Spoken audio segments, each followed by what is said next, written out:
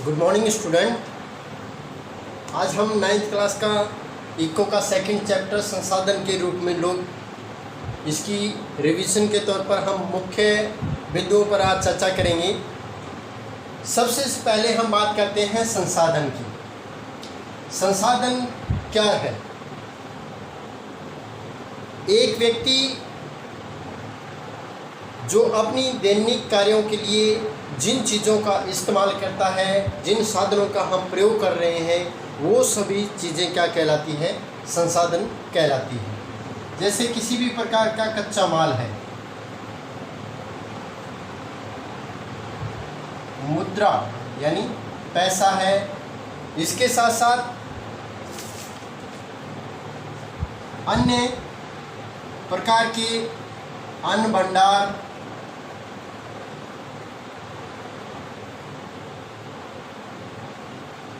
और आपूर्ति, जिसका प्रयोग हम लगातार करते हैं अपनी आवश्यकताओं के लिए। तो ये सभी जो चीज़ें हैं, चाहे वो घरेलू चीज़ें हैं या फिर व्यवसाय से जुड़ी हुई चीज़ें हैं, व्यापार के लिए, कृषि के लिए, और जिन व्हीकलों का हम प्रयोग करते हैं, जिन परिवहन के साधनों का हम प्रयोग करते हैं, ये सभी हमारे लिए क्या है? आवश्यक है, और वो सभी हमारे लिए संसाधन कहलाते हैं। क्योंकि हम इन सभी का प्रयोग अपनी दैनिक जीवनचर्या को चलाने के लिए करते हैं, अपनी घरेलू कामकाज को चलाने के लिए करते हैं। तो ये सब क्या कहलाते हैं? संसाधन। अब बात करते हैं संसाधन के बाद में एक व्यक्ति से संबंधित क्षेत्र विशेष के अंदर जिन आर्थिक गतिविधियों का वर्गीकरण किया जाता है। आर्थिक गतिविधियां, आर्थिक गतिविधियों में हम 3 प्रकार के क्षेत्रों की चर्चा करते हैं। सबसे पहले है प्राथमिक क्षेत्र।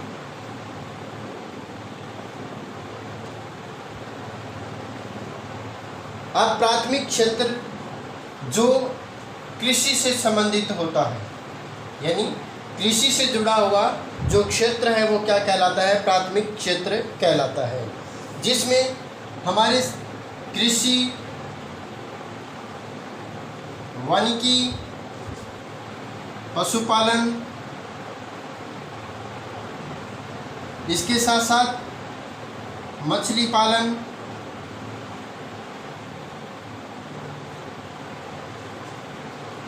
ये सभी चीज़ें हैं या ये सभी जो कार्य है वो प्राथमिक क्षेत्र के दौरान आते हैं।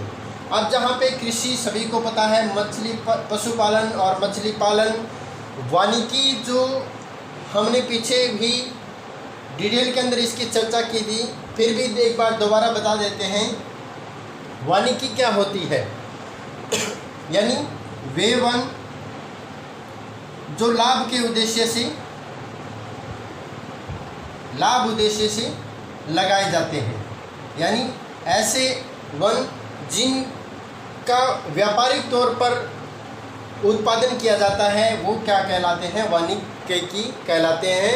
यानी पुराने वनों को हटाकर उसकी जगह नए व्यापारिक उद्देश्य से जो वन लगाए जाते हैं। तो ये था प्राथमिक क्षेत्र। द्वितीय क्षेत्र जिसको विनिर्माण उद्योग भी कहा जाता है। विनिर्माण उद्योग।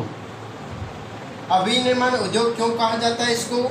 क्योंकि प्राथमिक क्षेत्र के अंदर जो चीज़ें हमें प्राप्त होती है, अधिकतर जो प्राथमिक क्षेत्रों के अंदर प्राप्त होने वाला पदार्थ जो है वो है कच्चा माल। इस कच्चे माल को हम सही तरीके से उपयोग कर इसका पुनः प्रयोग करके हम उपभोग के लिए जो वस्तुओं का उत्पादन करते हैं वो हमें कच्चे माल से प्राप्त होती है। और द्वितीय क्षेत्र के अंदर यानी विनिर्माण उद्योग के अंदर हम इसका प्रयोग करते हैं। जैसे बाजार के अंदर उपलब्ध होने वाली विभिन्न प्रकार की घरेलू वस्तुएं जिसका अंतिम उपभोग है जो व्यक्ति करता है। तीसरा है तृतीय क्षेत्र। अब तृतीय क्षेत्र जिसको सेवा क्षेत्र भी कहा जाता है, और ये जो क्षेत्र है, तृतीय क्षेत्र जो सेवाओं से संबंधित है, इसमें परिवहन,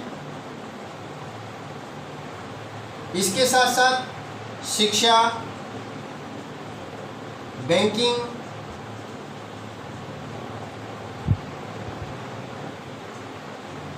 बीमा और स्वास्थ्य, ये सभी चीज़ें क्या है, तृतीय क्षेत्र के दौरान आती हैं। तृतीय जो क्षेत्र है वो सेवा क्षेत्र क्यों कहलाता है? क्योंकि प्राथमिक क्षेत्र के अंदर कृषि से उत्पादित जिस प्रकार के जो पदार्थ होते हैं, जो कच्चा माल प्राप्त होता है, उसको बाजार तक लेके आने में किसका प्रयोग होता है? तृतीय क्षेत्र यानी परिवहन का प्रयोग किया जाता है। और विभिन्न शिक्षा यानी तकनीक और कौशल और बैंकिंग की सेवाओं के माध्यम से हम वो कार्य विनिर्माण उद्योग में भी करते हैं। जो सेवा क्षेत्र है वो प्राथमिक और द्वितीय क्षेत्र दोनों को जोड़ता है। इसलिए तीनों क्षेत्रों के अंदर सेवा जो क्षेत्र है या तृतीय क्षेत्र है, ये सबसे बड़ा महत्वपूर्ण क्षेत्र है।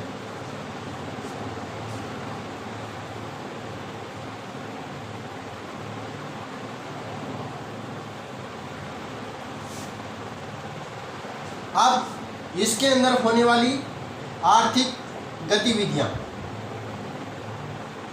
वो तो था आर्थिक गतिविधियों का वर्गीकरण जो विभिन्न क्षेत्रों के दौरान हुआ था।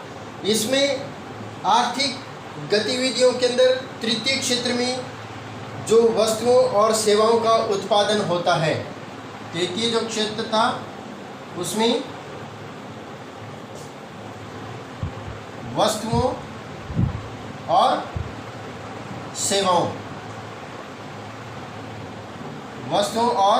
सेवाओं का उत्पादन किया जाता है। अब विभिन्न प्रकार की वस्तुओं और सेवाओं से का उत्पादन होता है। इसमें इन गतिविधियों से राष्ट्रीय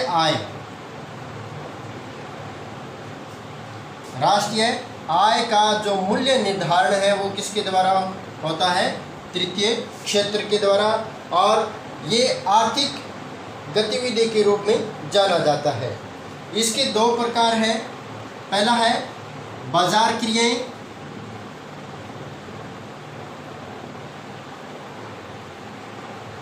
और दूसरा है गैर बाजार क्रियाएं।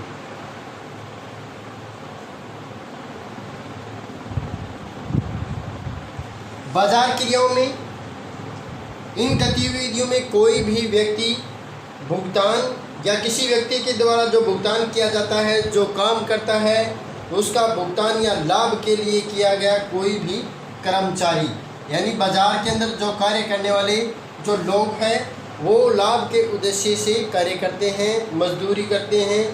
गैर बाजार क्रियाओं में जो क्रियाएं होती है वो होती है स्व उपभोग के उत्पादन के लिए। अब देखिए, स्व उपभोग क्या होता है? जो सिर्फ अपने लिए प्रयोग किया जाता है। बाजार क्रियाओं में न लेके जाकर उसको सिर्फ अपने लिए या स्वयं के लिए जो वस्तुओं का उत्पादन किया जाता है या उन वस्तुओं का उत्पादन अपने उपभोग के लिए किया जाता है, वो गैर बाजार क्रियाएं होती है या स्व उपभोग क्रियाएं कहलाती है। प्राथमिक जो बाजार क्रियाएं हैं, बाजार क्रियाओं में सरकारी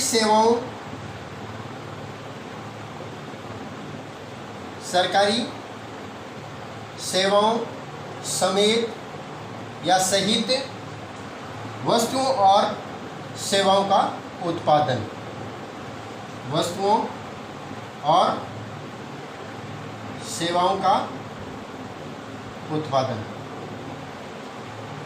और गैर बाजार क्रियाओं में ये प्राथमिक उत्पादों का उपभोग गैर बाजार में, ये था बाजार क्रियाओं के दौरान। और गैर बाजार के अंदर जो प्राथमिक उत्पाद होते हैं, प्राथमिक उत्पादों का उपभोग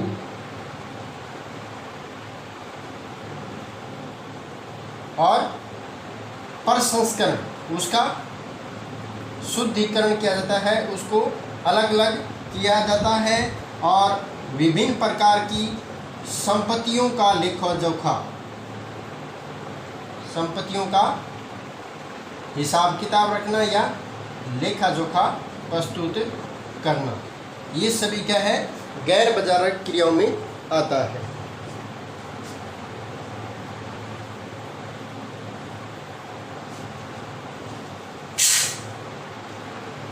अब हम बात करते हैं जनसंख्या से संबंधित या जनसंख्या की गुणवत्ता से संबंधित।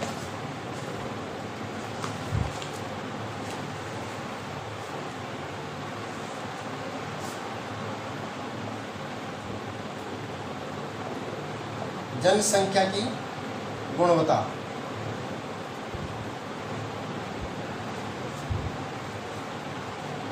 कोई भी देश जिसमें जनसंख्या का जो प्रभाव है या प्रभुत्व है वो सबसे ज़्यादा है, प्रत्येक देश अपनी जनता का सही इस्तेमाल करना और उसकी सेवाओं का विभिन्न तरीक़ों से उन सेवाओं को जनता तक पहुंचाने के लिए विभिन्न प्रकार के कार्य करता है, जिसमें साक्षरता दर यानी शिक्षा। अब साक्षरता, जनसंख्या की जो गुणवत्ता है वो किस पर निर्भर करती है, साक्षरता यानी शिक्षा, और दूसरा है स्वास्थ्य। ये सेवाएं सही रूप से प्रयोग हो तो कोई भी देश है जिसकी जनसंख्या की गुणवत्ता है उसके अंदर हमेशा वृद्धि होती है। अब शिक्षा से संबंधित हम बात करें तो शिक्षा जो है समाज के उत्थान में महत्वपूर्ण भूमिका निभाती है और इसी प्रकार जो स्वास्थ्य है वो किसी भी व्यक्ति की क्षमता को बढ़ाता है, चाहे वो कार्य करने की क्षमता हो, मनोबल हो, तो ये सभी उसकी बीमारियों से लड़ने की जो क्षमता है वो किस पर निर्भर करती है, स्वास्थ्य पर निर्भर करती है। अच्छे व्यक्ति के अंदर, स्वस्थ मन के अंदर स्वस्थ आत्मा जो है निवास करते हैं। ये जो तथ्य है काफ़ी बार आपने सुना होगा। लेकिन किसी भी प्रकार की जनसंख्या में गुणवत्ता को बढ़ावा देने के लिए शिक्षा और स्वास्थ्य का महत्वपूर्ण योगदान रहा है। राष्ट्रीय अर्थव्यवस्था की संस्कृति और समृद्धि में, राष्ट्रीय अर्थव्यवस्था की समृद्धि, इसके अंदर शिक्षा को महत्वपूर्ण माना गया है और ये शासन की जो कार्य कुशलता है उसको बढ़ाता है। इसके साथ साथ स्वास्थ्य है, जो अस्वस्थ व्यक्ति होती है वे संगठन या समाज, अस्वस्थ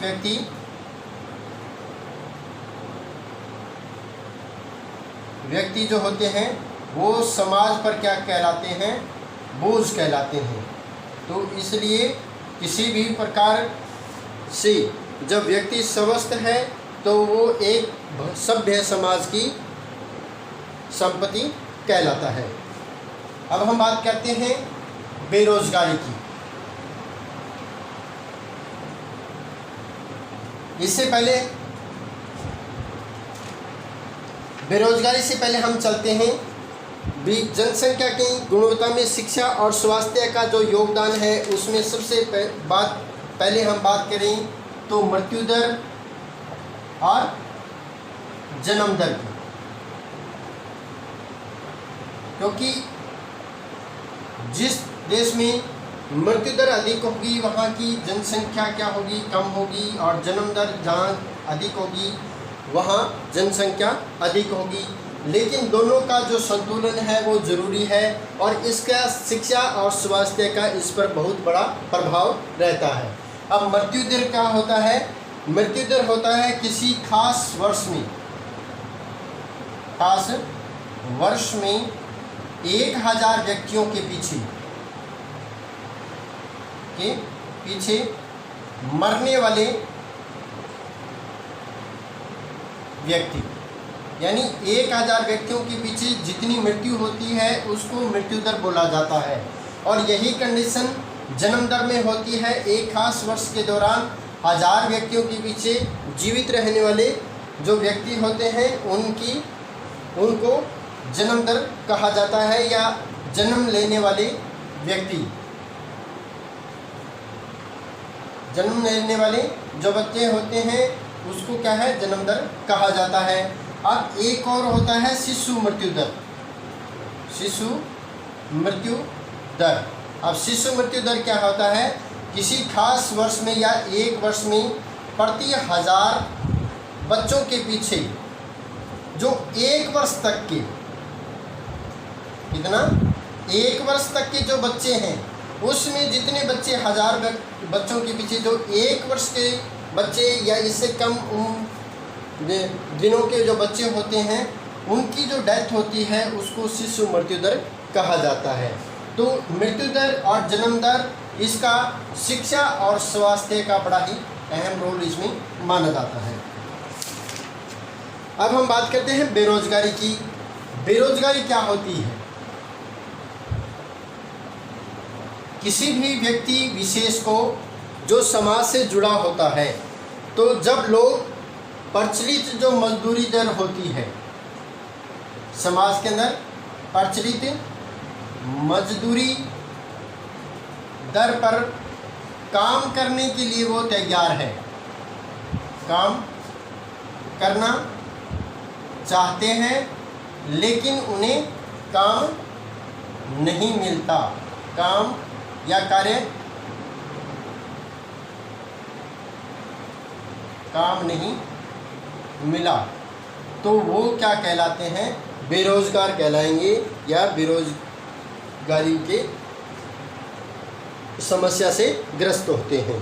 तो हमारे यहाँ ग्रामीण और शहरी 2 प्रकार की बेरोजगारी है, ग्रामीण बेरोजगारी और शहरी बेरोजगारी।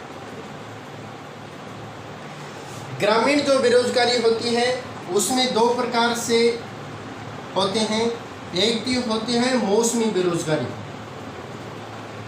मौसमी, और दूसरी होती है प्रच्छन्न बेरोजगारी कहलाती है। अब ग्रामीण जो बेरोजगारी होती है वो गांवों से संबंधित होती है, अधिकतर ग्रामीण क्षेत्रों के अंदर पाई जाती है। मौसमी बेरोजगारी क्या होती है? तब होती है जब लोग वर्ष में कुछ खास महीनों में, कुछ महीनों में उन्हें जो है रोजगार प्राप्त होता है या फिर कार्य प्राप्त होता है। प्रच्छन्न बेरोजगारी में क्या होता है? प्रच्छन्न बेरोजगारी में ऐसी स्थिति होती है जब लोग काम पर लगे होते हैं, काम पर लगे होते हैं, लेकिन जहां जितने व्यक्तियों की आवश्यकता होती है उससे अधिक व्यक्ति लगे हों। यदि 4 व्यक्तियों की आवश्यकता किसी कार्य के लिए है और वहाँ पे 6 व्यक्ति या इससे अधिक व्यक्ति लगे हैं, तो जो अतिरिक्त व्यक्ति होते हैं वो क्या है, प्रच्छन्न बेरोजगारी का रूप कहलाते हैं। क्योंकि कोई भी कार्य करने के लिए एक संभवतः है जहाँ पे 4 व्यक्तियों की आवश्यकता है, उसके लिए 6 व्यक्ति उस कार्य में लगे हैं, तो इसका मतलब क्या है, जितना काम 4 व्यक्ति कर रहे हैं उतना ही काम 6 व्यक्तियों के द्वारा हो रहा है, तो 2 व्यक्ति जो है अतिरिक्त है। तो ऐसे में 3 जो अतिरिक्त लगे हुए लोग हैं वो प्रच्छन्न रूप से बेरोजगार है। अब शहरी बेरोजगारी में, शहरी बेरोजगारी जो होती है वो होती है शिक्षा से संबंधित, या फिर इसको बोलेंगे शिक्षित बेरोजगारी।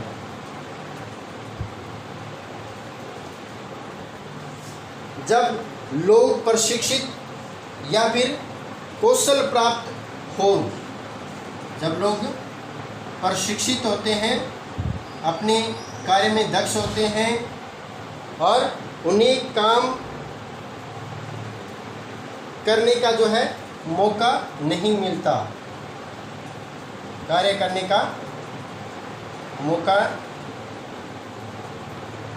नहीं मिला, तो ऐसे लोग क्या है, शिक्षित बेरोजगार कहलाते हैं।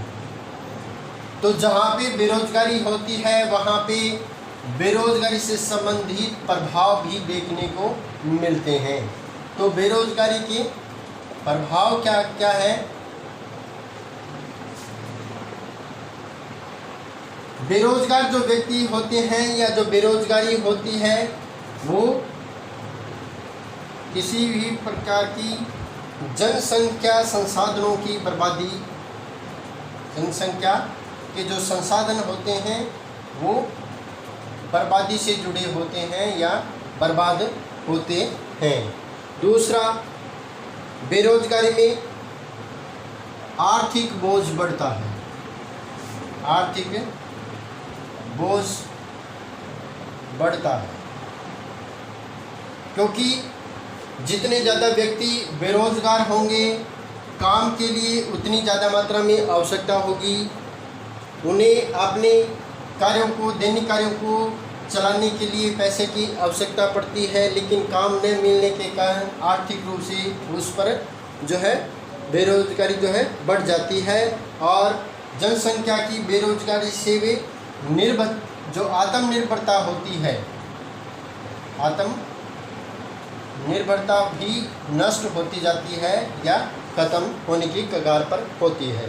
तीसरा है, बेरोजगारी से सामाजिक अशांति, सामाजिक अशांति और तनाव भी बढ़ता है। अब इसका प्रमुख कारण क्या है? क्योंकि जो बेरोजगार लोग होते हैं, जिनके पास काम नहीं होता, जिन काम समय पर नहीं मिलता, तो उनके हमेशा जो है वो तनाव में रहने लगते हैं, परेशान रहने लगते हैं, और वो अपने कार्य को न मिलने के कारण या बेरोजगारी के कारण किसी भी प्रकार के जो है असामाजिक जो है कार्य वो करने लगते हैं, तो वो बुराई के रास्ते पे भी आगे बढ़ सकते हैं। तो ऐसी स्थितियां जो है वो किसके कारण आती है? वो बेरोजगारी के कारण आती हैं। तो ये थी संसाधन के रूप में लोग और उससे संबंधित जुड़े क्रिया क्षेत्र, बेरोजगारी, शिक्षा और स्वास्थ्य से संबंधित जो महत्वपूर्ण कार्य। इसके साथ साथ हम जहाँ पे बेरोजगारी का जो प्रभाव है संसाधन के रूप में लोग जो है, इसको हम जो संसाधन के रूप में लोग हैं, इसको एक और बात जो स्पष्ट होती है मानव पूंजी की। अब मानव जो होते हैं वो पूंजी कैसे होते हैं कि कोई भी व्यक्ति है वो जनसंख्या के जो कौशल होता है, अपने कौशल का, ज्ञान का और अनुभव, इसका वो प्रयोग करके विभिन्न कार्यों का संगठन और देश के मूल्य के संदर्भ में उसको देखा जाता है। कोई भी प्रकार का कार्य है जो मानव के द्वारा किया जाता है, तो ये सभी जो दायित्व है वो क्या है? संसाधन के रूप में, लोगों के रूप में होता है। तो हमारा ये सेकंड चैप्टर इको का आज जो रिवीजन के तौर पर कंप्लीट हुआ है। नेक्स्ट हम सिविक से के जो लेसन है उसके रिवीजन स्टार्ट करेंगे। I hope you are understand my video. Thank you.